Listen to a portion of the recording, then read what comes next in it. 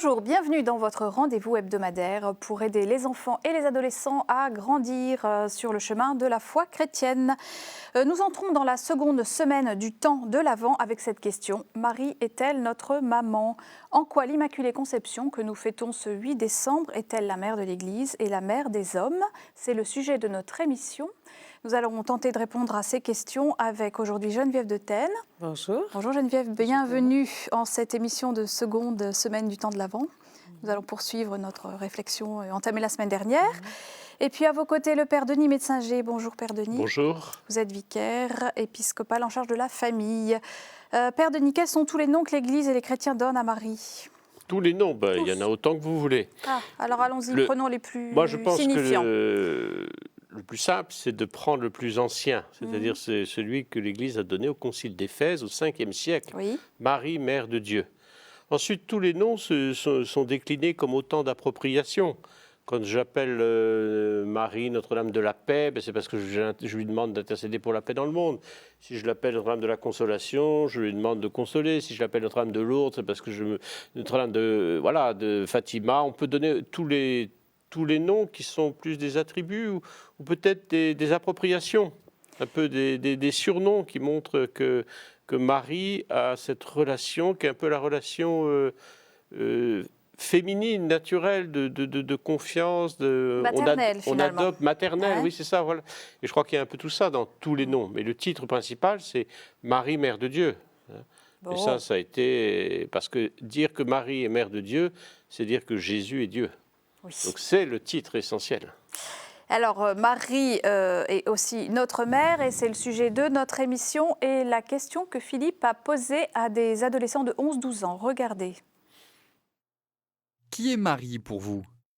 Pour moi, Marie, c'est la mère du Christ et une personne très sage. Pour moi, Marie est une sage, elle a su élever un enfant qui n'était pas d'elle. Pour moi, Marie, c'est notre mère à tous. Comment nommez-vous Marie quand vous priez? Je nomme Marie quand je prie Sainte Vierge ou Sainte Marie. Quand je prie Marie, je l'appelle Vierge Marie. Pendant ma prière, je la nomme Sainte Marie, Mère de Dieu. Quand je la prie, je l'appelle notre mère. Quand je la prie, je la nomme Vierge Marie, Mère de tous les hommes. Pourquoi dit-on que Marie est notre mère? On dit que Marie est notre mère parce que c'est la femme de Dieu et Dieu est notre père. On dit que Marie est notre mère parce qu'elle a eu, parce que son fils Jésus-Christ est un peu comme notre frère à tous. Marie, c'est notre mère parce qu'en fait, Jésus aussi a dit vous êtes frères, donc aimez-vous les uns les autres. Donc si Marie c'était ma mère, ça serait bien la mère de mon frère aussi. Que signifie que Marie soit à la fois mère de Dieu et mère des hommes? Je pense que le fait que Marie soit mère de Dieu et mère des hommes signifie qu'elle nous traitera avec autant, elle nous traitera d'égal à égal avec Jésus. Quelle est la plus grande qualité maternelle de Marie? Pour moi, la plus grande qualité maternelle de Marie, c'est qu'elle ait dit oui en face de l'ange Gabriel pour porter Jésus et pour l'élever.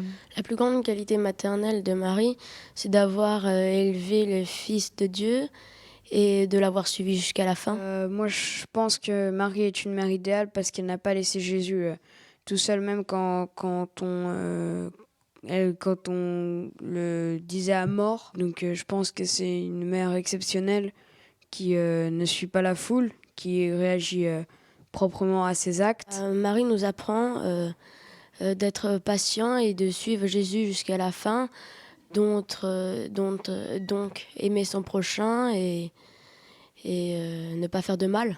Marie, c'est la mère idéale parce qu'elle nous comprend et elle nous suit tout au long de notre vie presque. Une mère idéale est une mère qui nous aime, qui nous aide sur notre chemin, sur notre parcours. Quelles sont vos grandes questions sur Marie? Pourquoi Marie a accompli de telles choses et quel était son mode de vie avant l'arrivée de Jésus? Je voudrais savoir vers quel âge Marie a-t-elle reçu l'apparition de l'ange? J'aimerais bien savoir pourquoi Marie a été choisie pour porter dans son ventre Jésus. Qu'est-ce que Marie faisait dans la vie, si elle travaillait ou si elle était mère au foyer?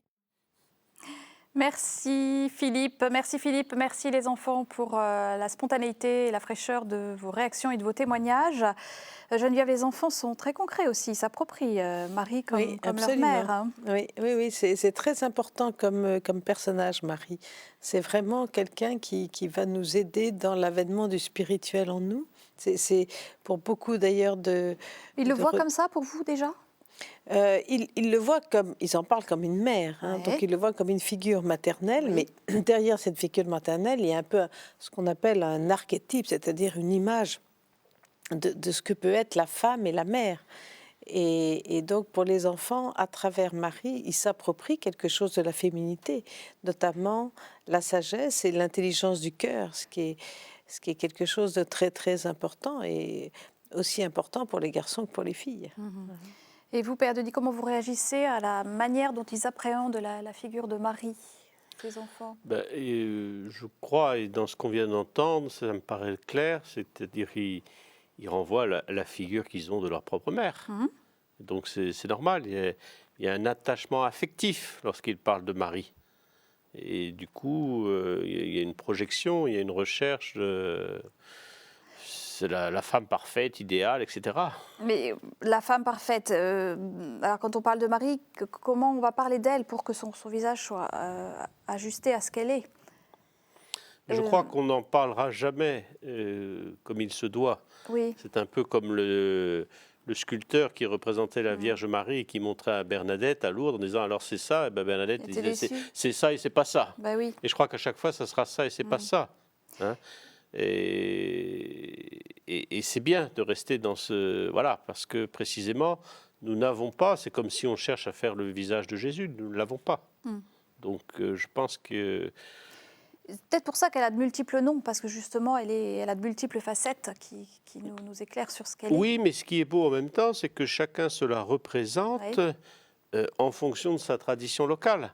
Les vierges noires, les vierges en Pologne, la vierge au Mexique, etc., n'a pas la même tête que la vierge de Lourdes, que la vierge de la rue du Bac. Et peu importe. Et peu importe, oui. Et comment ? Au contraire, même, c'est bien. Oui. Je voudrais qu'on réponde à Chloé, parce que ça les titille, les enfants. C'est pourquoi, quel était le mode de vie de Marie avant l'arrivée de Jésus ? Parce que il y a en effet son mode de vie, mais il y a aussi qu'est-ce qui fait qu'elle a pu être en capacité d'accueil. Ce oui n'est pas comme ça tombé du ciel, si je puis dire. Moi, je crois qu'il faut éviter de fantasmer. Qu'est-ce qu'on sait de Marie ? On sait un minimum de choses. Donc, le minimum de choses nous permet de comprendre que Marie est une fille d'Israël. Oui. Et voilà, c'est une femme d'Israël. Donc, elle s'inscrit dans une tradition. Donc, elle s'inscrit dans l'histoire de son peuple. Et donc, elle attendait, comme tout son peuple, que Dieu fasse un signe en donnant le Messie. Donc, elle était dans cette attente. La Bible nous précise qu'elle habitait Nazareth. C'est intéressant parce que Nazareth, c'est un carrefour. Donc, il y a déjà une idée de mission universelle. Et la Bible nous dit qu'elle était fiancée à un homme appelé Joseph. Point barre. On ne peut pas. Tout le reste, on n'en sait rien. On n'en sait rien. Oui, on sait en même temps qu'on parle du dogme de l'Immaculée Conception. Et pour moi, ce dogme-là, ça veut dire que ce qui a causé la coupure de la relation de l'homme à Dieu, chez elle, n'a pas eu lieu, n'a pas été incarné. Et donc, quelque part, on peut penser qu'elle a toujours eu une relation spécifique, particulière à Dieu, et peut-être une ouverture ou un accueil, une confiance qui lui a permis de dire oui. Et même si elle argumente de manière humaine, que c'est pas possible pour elle, mais en même temps, il y a quelque chose en elle qui est dans la confiance et dans l'ouverture et dans le don, et qui lui permettra peut-être d'accepter toutes les épreuves qu'elle va vivre en tant que mère. Parce que moi, à sa place, j'aurais vraiment pas aimé être la mère de Jésus et subir tout ce qu'elle a subi. C'est quand même quelque chose d'épouvantable pour une mère. Alors, qu'est-ce qui fait qu'elle a été disposée finalement ? C'est ça que la question pose, la question que les enfants posent. C'est le secret de Dieu. C'est le secret de Dieu. Et Marie ne le savait pas. Marie était une femme croyante. Quand je dis Marie ne savait pas, pour moi, c'est clair dans le récit de l'Annonciation. La première question qu'elle fait, c'est « Mais comment cela va-t-il se faire ? Puisque je ne connais point d'homme. » Donc, autrement dit, Marie n'était pas là à dire « C'est normal, je suis la plus belle, la plus pure, j'attendais que ça. » Non. Et par contre, son oui se fonde... Et donc, le oui qu'elle donne est un oui totalement libre, totalement ouvert, parce qu'elle reçoit l'assurance de l'ange que c'est l'appel de Dieu. Et voilà, l'Esprit Saint viendra en toi.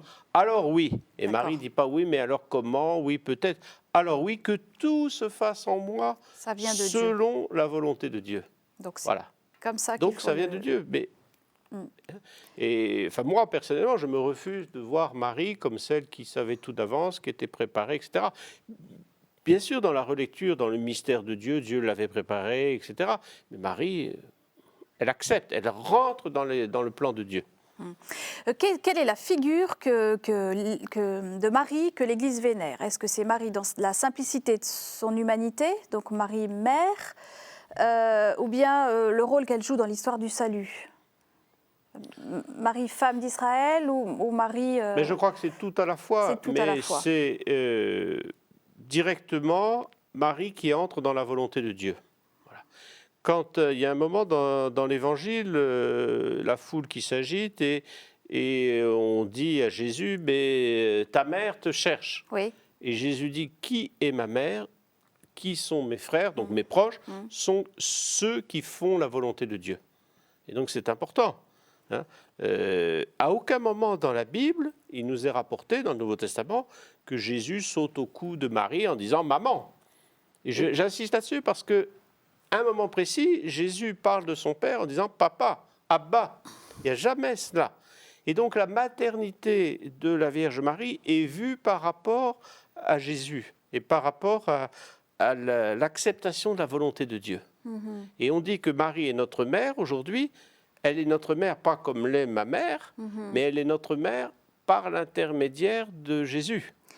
C'est une maternité spirituelle, Geneviève. Comment vous réagissez à ça? En écoutant le Père Denis, je pense ça. Je pense qu'effectivement, elle nous amène à passer de la maternité humaine à une maternité plus spirituelle. Et je trouve qu'un des passages les plus beaux, c'est les noces de Cana. Enfin, en tout cas pour une mère humaine normale, parce que là, eh bien, elle permet à son fils, dans la confiance, là encore dans la foi, à accéder à sa divinité et à accomplir ce miracle extraordinaire de l'eau changée en vin, mais elle est totalement dans la confiance et elle est aussi dans l'acceptation que Jésus la renvoie balayer, si on peut dire, la met de côté en disant bon quand c'est mon heure. Donc il y a, je trouve même pour une mère, une réflexion sur la distance, la confiance, la présence, qui est vraiment d'une délicatesse, d'une finesse qui est, je trouve, une leçon de vie en fait. On va continuer cette plongée dans ce récit des noces de Cana par ce reportage biblique et catéchétique. Donc, en quoi Marie est-elle mère de l'Église et mère des hommes? Regardez.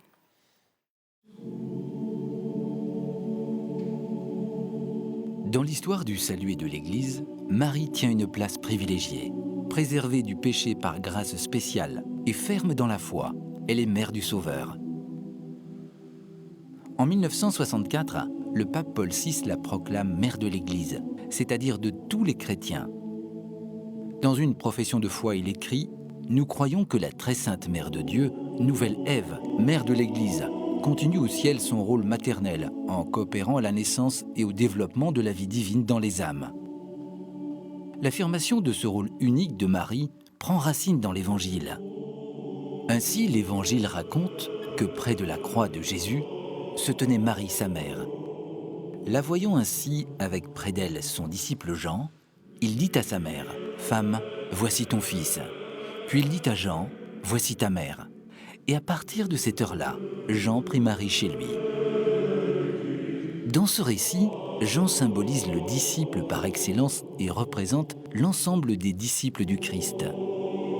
Marie est ainsi désignée comme la mère des disciples et donc de tous les chrétiens. Première disciple du Christ, exemple parfait d'amour et de foi, Marie mène les hommes vers son Fils, Jésus. Dès le début de la vie publique de Jésus, elle oriente les regards vers celui qui est le Messie. En effet, à l'occasion d'une noce à Cana, alors que le vin vient à manquer, elle désigne son Fils aux serviteurs en leur disant « Quoi qu'ils vous disent, faites-le ». Jésus leur dit alors « Remplissez d'eau les cuves », et ils les remplirent jusqu'au bord. Puis Jésus leur dit « Maintenant puisez et portez-en au maître du repas ». Ils lui en portèrent. Le maître du repas goûta l'eau changée en vin. Il ne savait pas d'où venait ce vin, mais les serviteurs le savaient, eux qui avaient puisé l'eau. Alors le maître du repas interpelle le marié et lui dit « Tout le monde sert le bon vin en premier. Et lorsque les gens ont bien bu, on apporte le moins bon. Mais toi, tu as gardé le bon vin jusqu'à maintenant. » C'est ainsi que Jésus manifesta sa gloire pour la première fois, et ses disciples crurent en lui. De même, en se tournant vers Marie, les chrétiens se tournent avec elle, vers le Christ, qu'elle ne cesse de présenter. Dans l'histoire de l'Église, quand la Vierge apparaît, c'est toujours pour rappeler les exigences de l'Évangile et les paroles de son Fils. Elle guide, encourage, soutient et réveille la foi des chrétiens du monde entier.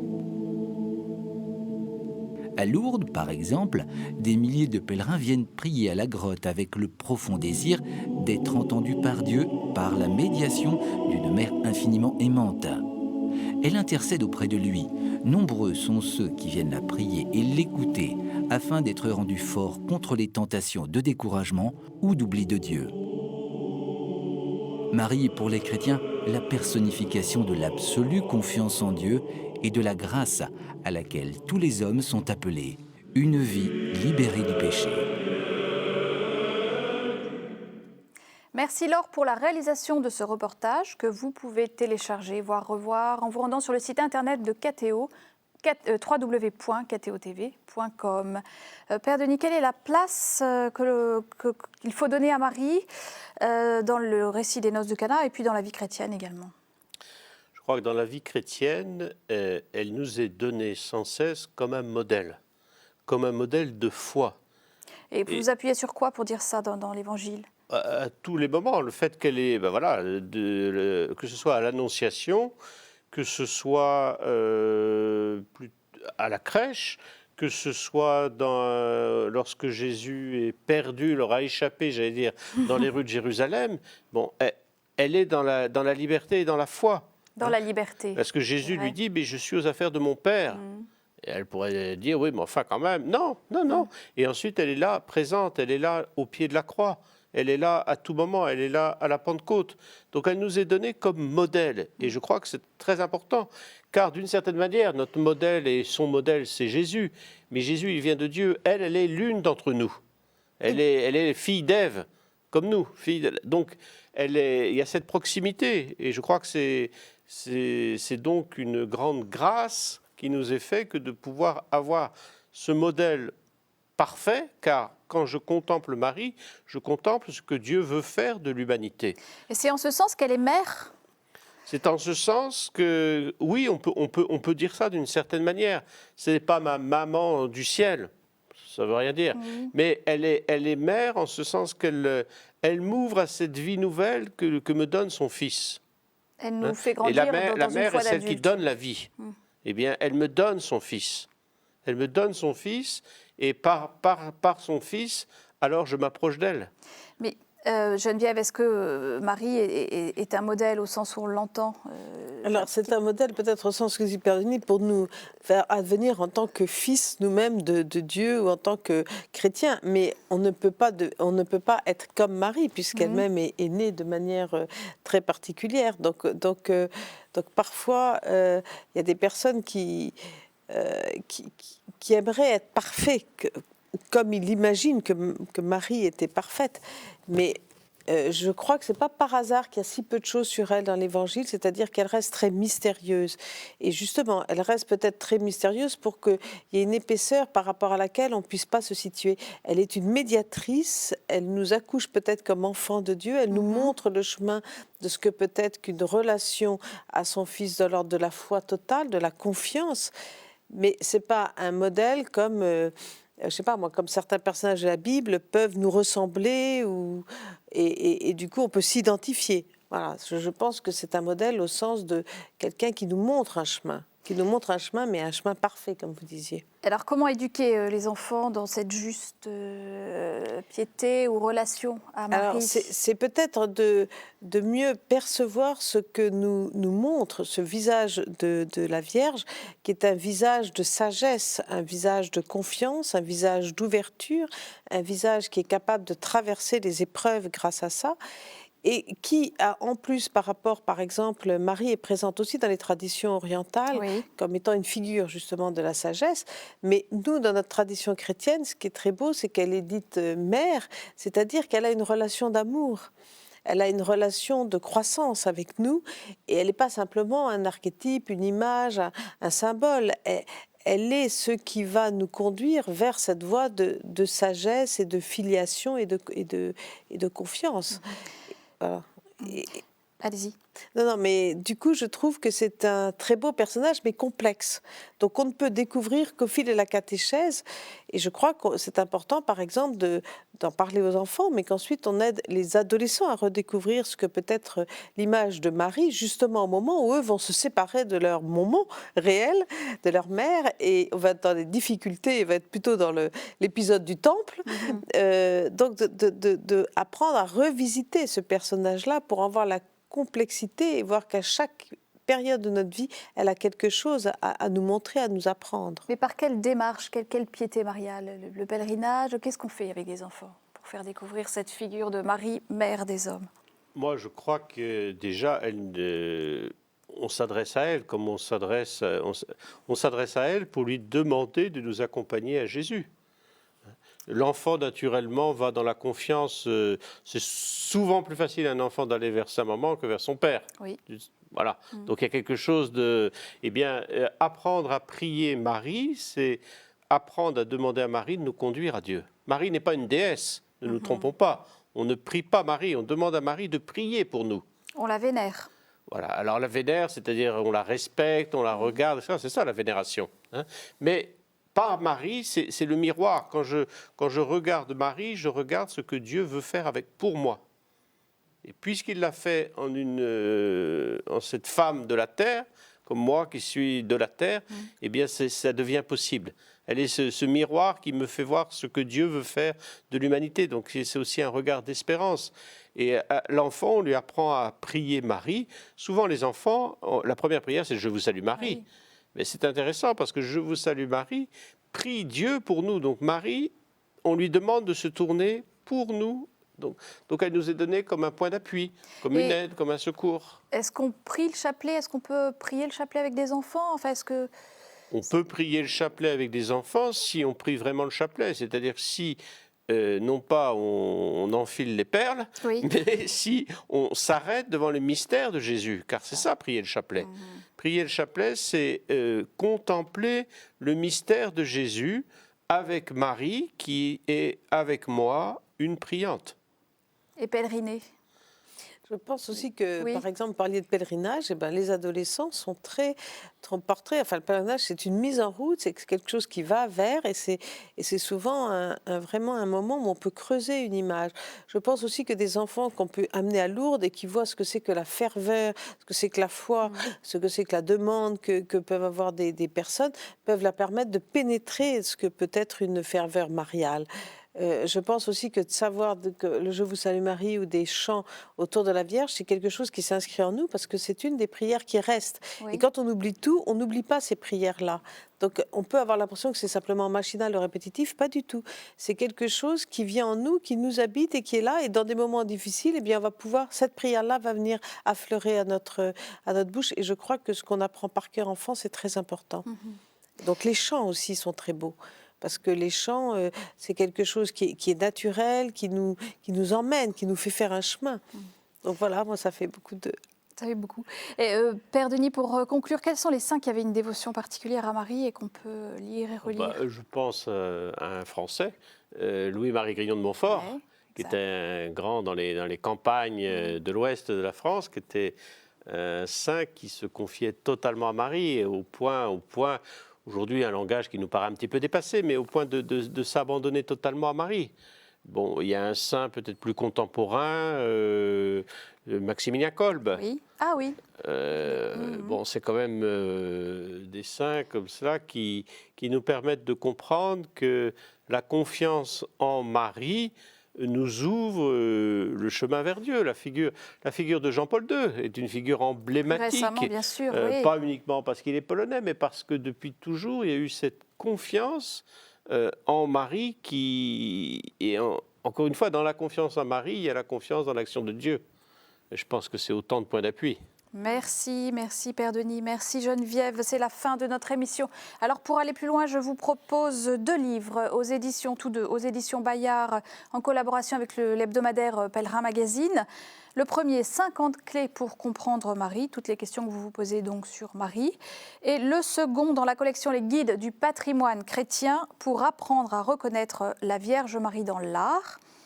La semaine prochaine, nous répondrons à cette question. Pourquoi on ne parle jamais de Joseph? En attendant, je vous souhaite une très bonne semaine à tous. Au revoir.